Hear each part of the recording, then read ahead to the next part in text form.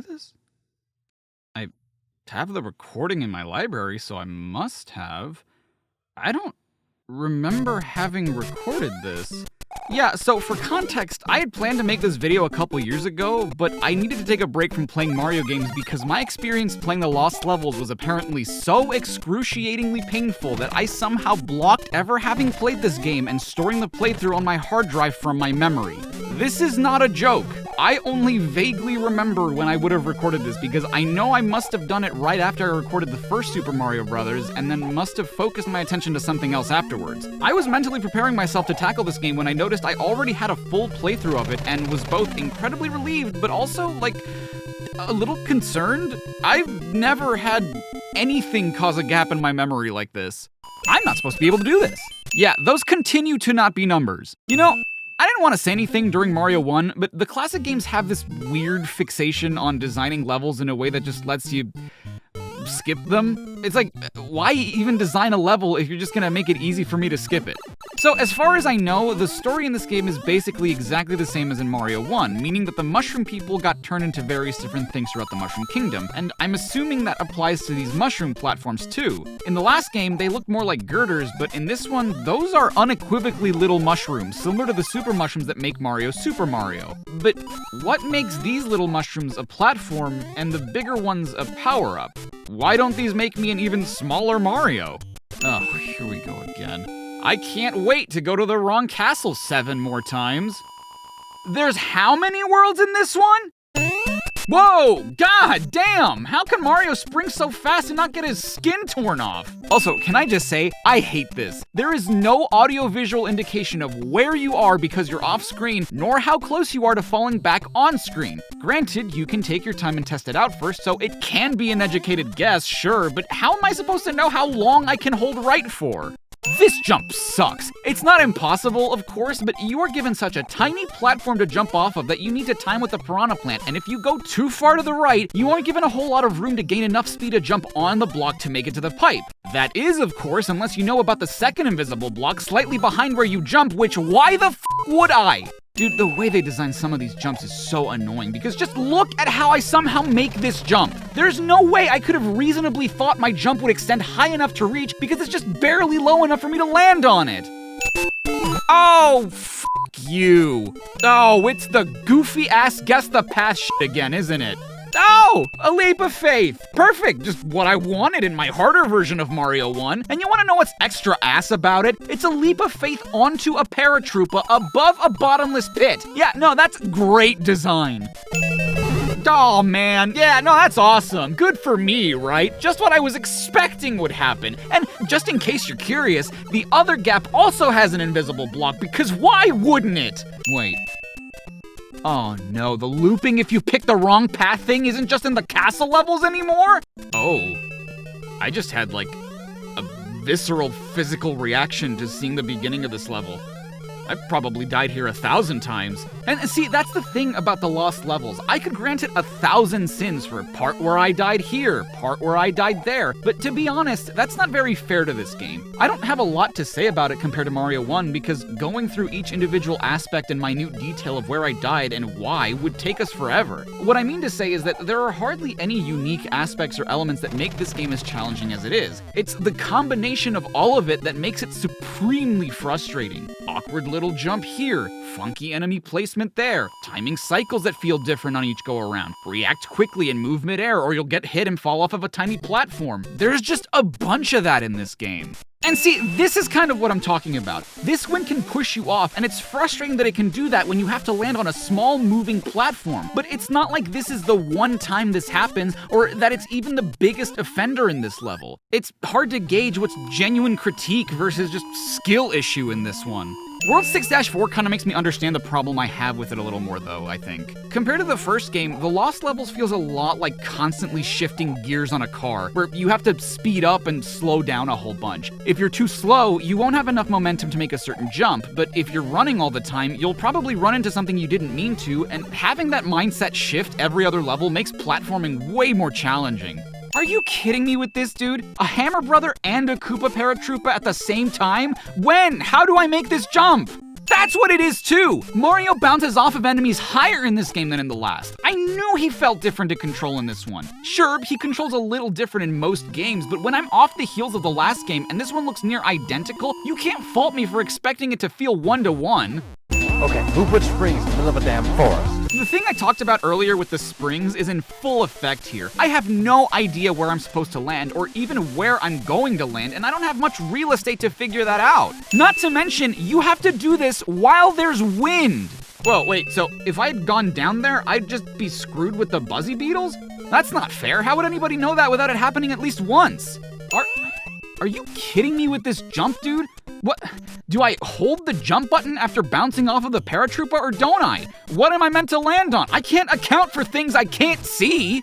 Oh, that's so awesome. I love not knowing that was there right in front of a hammer, brother. Something I did know was there was the poison mushroom in World 1-1, which is the item I just spawned from that block. That's the reason I hadn't talked about it until now, but considering that some of the graphics for this game have changed and the super mushroom was such an important item in the last game, it's mega shitty that the poison mushroom is the first item to appear in this game. Almost like the game is warning you how boosh your experience is about to be. Oh, I also don't show this off, but I just remembered that in addition to the regular warp pipes that send you forward a couple of levels like the last game had, this game has warp pipes that actually send you back a couple of worlds, and you won't know which levels have them until you find them and are forced to take them. Way to reward your more exploratory players, Nintendo. That was a banger decision right there.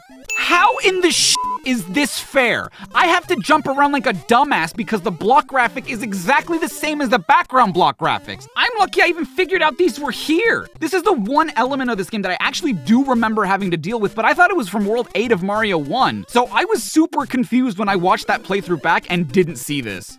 Whoa, holy shit. You remember that visceral reaction I had earlier? Yeah, I just had it again with this particular room of World 8-4. I must have hated doing that backwards jump to the pipe. So you might be wondering why this Bowser is colored differently. It turns out that that's not Bowser, but you could have guessed as much from the fact that after getting past him, you don't rescue the princess. But the thing is, every Bowser from Worlds 1-7 are also fake, so why is this one colored differently? Well, apparently, this guy is Bowser's brother. Or maybe he's not? Maybe he's just a very similar looking Koopa to Bowser? Which means that he is a fake, but a different kind of fake? I don't know, man. What are the rules, damn it, and whatnot? Oh, that's a tiny door. I don't think Mario can fit through that. Peace is paved with kingdom saved. Hurrah to Mario, our only hero. This ends your trip of a long friendship. Friendship? I went through 8 worlds of this bullshit just to get friend-zoned? Well, at least the game is over and... What the hell is this? So yeah, fun fact about World 9, you can only get here if you beat the game without using a warp pipe to skip levels. Another fun fact is that the cool little trick from the first game where you can hold A and hit start to continue in the last world you died in doesn't work in this game because you can continue at any point, but this world instead displays a thank you message to the players before sending them back to the title screen, meaning that if you lose all your lives before having beaten all 4 levels in World 9, you'd have to play all 32 levels again just to have another shot. And the best part is that your lives don't carry over. You're only given 1 life to beat all 4 levels of Fantasy World. Now granted, you can get more, but if you lose all your lives, it is back to World 1-1. Oh! A Lakitu underwater! Isn't this just fan-f***ing-tastic? Arigato.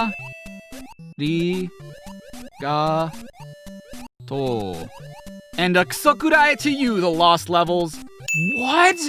There's more? Oh my god, kill me. Oh, would you like another fun fact, by the way? In order to get to worlds A through D, you have to play through this game a grand total of 8 times. No, let me make sure you heard me correctly. In order to play this game in its entirety, you are required to play through it a total of 1, 2, 3, 4, 5, 6, 7, 8 times. Now, mind you, I'm pretty sure you can use warp pipes in this instance, but that is still 7 more times than you would want to play this game. Why isn't playing through it once enough? I'm glad that each playthrough is saved after you beat 8-4, but my god, dude!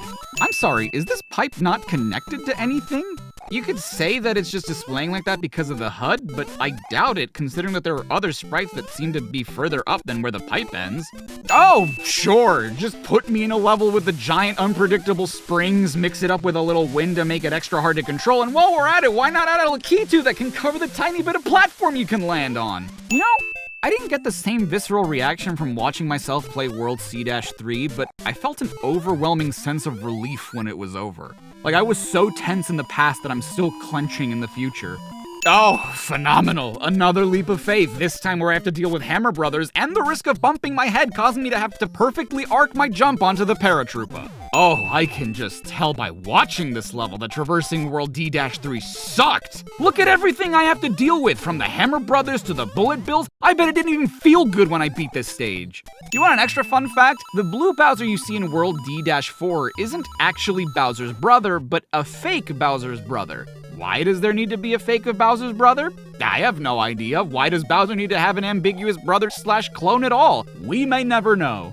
Look at this shit right here. I have 2 bloopers chasing me, and then I, by some miracle, have to evade this Hammer Brother in this tiny ass hallway, and I need to do it fast because if I don't, they will hit me. And as if that weren't bad enough, look at the margin of error I have to work with for the final fake Bowser. Oh yeah, the very last Bowser of the game is a fake too, by the way. How and why a minion of Bowser's managed to kidnap Princess Toadstool again after I've already defeated their boss, I have no idea.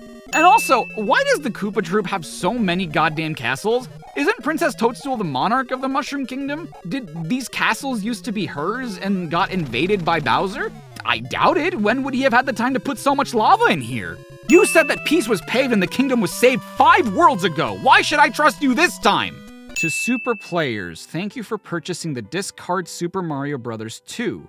This time, encouraged by everyone's support for Super Mario Bros., we have created another Mario Journey, Parallel World. Ah, so technically this isn't a sequel to the first game, but an alternate universe. I guess that makes sense, but then why would you call it Super Mario Bros. 2? It's not the second one, it's the same one, but different. And yeah, sometimes that's what a sequel is, but a sequel usually follows the first entry's story. It doesn't just copy it exactly. This story has Mario and Luigi games, and Mario and Luigi have different personalities. In the Luigi game, Luigi jumps more recklessly than Mario. It's up to you to decide which player to choose. Wait, so Luigi's jump height has to do with his reckless personality, and not because it's a natural ability of his? Yeah, I don't think the word reckless is one I would use to describe Luigi. Oh yeah. About continue. When the game is over, press continue. If you start the game at the same time, you can resume the game from area 1 of that world. To return to the title screen, press retry, but try it without using continue. Okay, dude, this is just confusing. Continue is obvious enough. You keep going from where you were last at, but why would I think retry means reattempt the game from the beginning? The highest score will be erased when the power switch is turned off. There is no function to save the highest score or world. When you finish 4 worlds, the disk drive will start automatically. From world 5 onwards, pressing the reset button while playing will start the disk drive, then return to the title screen. When you clear 8 worlds, disk drive after clearing 8 worlds will be activated and a message will be displayed. When you save Princess Peach once, a star mark will appear on the title screen. If you collect 8 star marks, you can play a slightly different course. Okay, even reading through the manual, it's not exactly clear to me, but I think I may know the answer. Earlier, it states that if you turn the console off, neither the worlds you've beaten nor your score is saved, but the game records a save after each time you beat the game? Or does the game save after every 4 worlds? But if that's true, why after every 4 worlds? Why not after every world? And if it only records each time you beat the game, same question, why only save after the game is beaten if you have auto-saving capabilities? I understand that back in the day, Luigi and Mario were basically identical, but even when drawn, you couldn't make it clear that you were talking about Luigi here? I mean, the manual is mostly in black and white. Why would anyone not assume that this section is talking about Mario? Fireworks may go off at the end of the area. Each one is worth 500 points. How many fireworks will go off is a secret. Think about it. Think about it? I can't think about a secret. You could have told me to pay attention to why the fireworks go off, but calling it a secret implies you're not already giving me the information to figure it out. Which you are.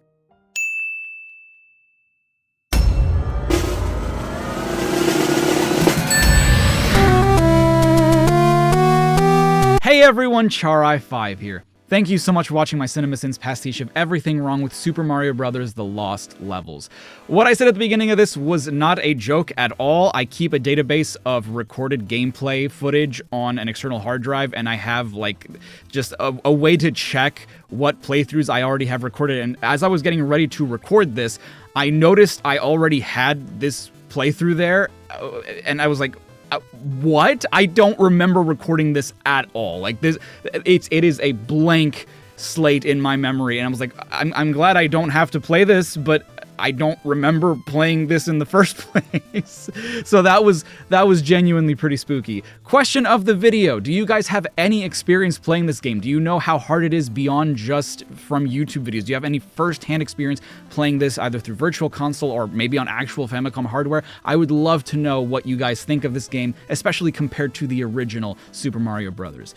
On screen, you are seeing the names of the wonderful patrons and channel members who decide to contribute monthly to this channel, and if you would want to see your name alongside them, you can do so by hitting the link in the description or by hitting the join button underneath this video. Any little bit helps, but if you would like to, you can also just like, comment, subscribe, share with anybody you think might enjoy this video, and you know, that little bit helps too. Either way, I appreciate it, and I will see you guys next time. Stay safe, stay awesome. This is Charai5, signing off.